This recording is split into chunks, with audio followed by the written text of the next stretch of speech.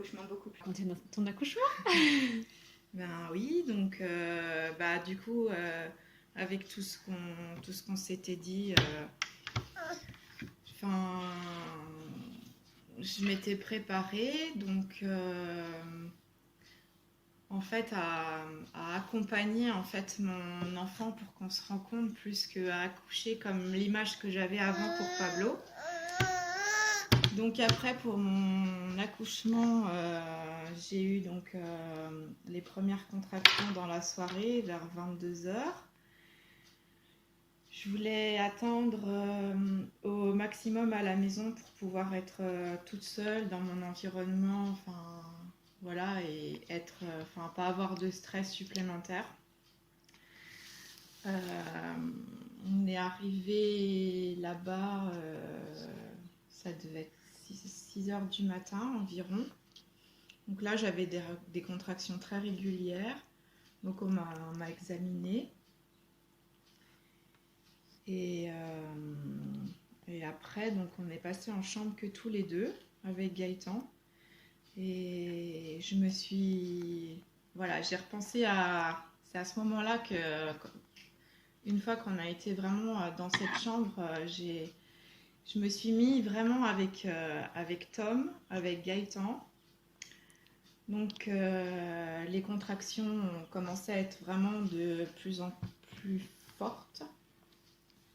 Et j'arrivais à me projeter, comme on avait parlé, en fait, à chaque contraction qui arrivait, je voyais une vague. On en avait parlé ensemble. Et je me suis vraiment mis dans l'action, en fait, de cette vague. Et à chaque... Donc, en fait, là, tant qu'on était dans cette chambre-là, voilà, je me mettais dans la vague, je prenais des grandes respirations, j'accompagnais en fait à chaque fois la vague qui arrivait. Après, j'ai pris une douche avec un ballon. Donc là, ça m'a fait énormément de bien. Après, je sentais que j'étais fatiguée parce que voilà, ça faisait un moment que depuis la veille au soir. Donc je me suis installée dans le lit et j'ai dit à Gaëtan, vraiment, il faut que j'arrive entre chaque contraction à essayer en fait de reprendre et de me connecter en fait avec moi. C'est ce qui s'est passé jusqu'au moment où je perde les os. Donc là, j'ai été un petit peu déroutée parce que j'avais pas eu ça pour Pablo. Donc on a appelé les sages-femmes qui sont arrivées, qui m'ont emmenée dans la salle nature.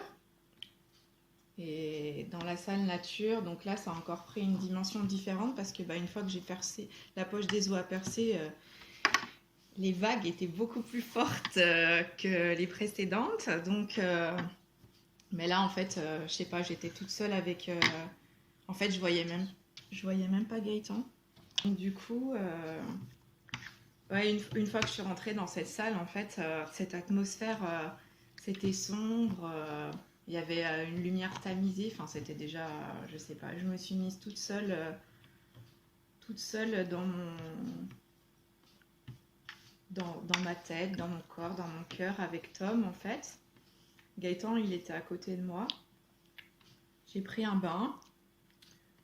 Et en fait, là, à chaque fois qu'il y avait une vague qui arrivait, j'avais la nausée, un petit peu plus. Et puis après, je suis sortie du bain et j'ai rampé jusqu'au lit. C'est un grand lit, en fait, où on s'est mis tous les deux l'un contre l'autre. Et j'étais avec Tom et... En fait, je sentais à chaque contraction, en fait, vraiment, là, je voyais vraiment, j'imaginais cette porte qui arrivait. Et puis après, il y a une auxiliaire avec qui, vu qu'elle avait un masque, donc il y a eu ce masque qui avait eu la barrière et en fait, elle avait des yeux et j'avais besoin, en fait, que Gaëtan soit présent, mais j'avais besoin de cette dame, je ne sais pas pourquoi. Elle m'a énormément apaisée, elle m'a aidée. Et... voilà, et j'ai senti à un moment que ça y est, il était là et il y avait ce va-et-vient qui repartait. Je me disais, c'est pas encore le moment. Et donc voilà, je lui disais que j'étais prête à l'accueillir et que j'attendais impatiemment qu'il arrive. Et cette dame avec ses yeux, elle m'a dit, ça y est, quoi. Enfin, c'est le dernier c'est le dernier moment, elle avait des... Et en fait, elle me disait, je reviens et tout. Je lui disais, non, non, faut rester là. J'ai besoin... Elle me dit, mais non, mais vous y arrivez bien. Je lui ai dit, non, non. Et en fait, après, j'ai senti que la tête était là. Donc, j'ai pu toucher sa tête, avoir ce premier contact avec lui. Bon, là, j'ai eu un moment, je pense, de soulagement, tout en même temps. Et j'avais juste envie de le serrer, sauf que j'ai arrêté. Donc là, ça a été le seul moment vraiment qui a été désagréable pour moi. C'est que la sage-femme j'étais sur le côté, en fait. Et la sage-femme m'a repassé vraiment sur le dos en me levant les jambes, avec un petit vent de panique que j'ai, moi, perçu comme ça, en tout cas. Et bref, donc j'ai eu une dernière vague en me disant c'est la dernière et après on est ensemble tous les deux. Voilà, il est arrivé, j'ai pu le prendre quelques instants avec moi avant qu'eux l'emmènent parce qu'ils n'ont pas fait les soins à côté de moi. Et voilà, on s'est rencontrés ensemble à ce moment-là, tous les deux. Et après, il y avait son papa qui a pu aussi partager ce moment-là avec nous. On était tous les trois dans ce grand lit. Voilà. Merci. De rien. Tom a eu besoin de raconter la fin aussi. Du coup, toi, quand tu repenses à ton accouchement, comment tu te sens? Quand je repense à mon accouchement, donc... En fait, j'ai eu aussi, tu sais, ce lien avec mon papa qui était parti. Donc, c'était... vu que Tom est arrivé, peu de temps avant a été conçu, peu de temps avant que mon papa décède, c'était un peu le lien aussi qui se créait. Et mon accouchement, il s'est passé... j'aurais pas pensé réussir à gérer comme ça, à évoluer sur ce que je pensais en fait, ou avant Pablo, je pensais que c'était de la douleur, je pensais que c'était dur d'accoucher, etc. Que cet accouchement-là, je l'ai vécu totalement différemment.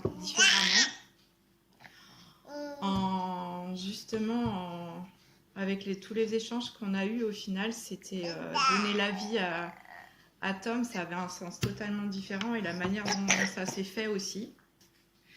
Donc oui, j'ai vraiment vécu cet accouchement vraiment en accord avec ce que je voulais vraiment pour le deuxième enfant. Et j'ai trouvé que les sensations, les échanges, aussi bien avec Gaëtan qu'avec cet auxiliaire qui m'a vraiment... Voilà, ça s'explique pas. Ces échanges-là, ils ont été profonds. Et j'ai trouvé juste, en fait, magique, mais ça, c'est toi qui m'avais donné toutes les clés par rapport à ça, c'est qu'en fait, pour Pablo, j'ai pas du tout accompagné, en fait, son trajet. J'ai laissé les choses se faire, alors que là, ça a été juste... en fait, ça a été, je trouve que ça a été fort de faire... de donner la vie, mais tous les deux, en symbiose tous les deux. Et voilà, et je pense que avec le recul maintenant, je sais pas si un jour si j'oserais, mais si j'avais un troisième, j'aimerais chez moi. Vraiment. Là vraiment, déjà, même pour Tom, je pense que si Gaëtan il aurait été prêt, on aurait peut-être essayé de... Après, voilà... Je me sentais pas toute seule de mener ce projet-là, mais je pense que pour un troisième, j'en étais tellement parlé maintenant que en fait, je pense que je serais prête à motiver les troupes pour le faire à la maison et pour justement être vraiment... parce qu'après, tu as ce côté médical qui fait quand même que, tu vois, il y a des va-et-vient ou ce moment du passage où elle m'a remis sur le dos. Après, c'était peut-être important à ce moment-là pour Tom, je sais pas, tu vois, mais c'est vrai que Et voilà, ça a été... et je me dis, ben voilà, ça a été... J'ai respecté mes envies, chose que c'est pas toujours le cas. J'ai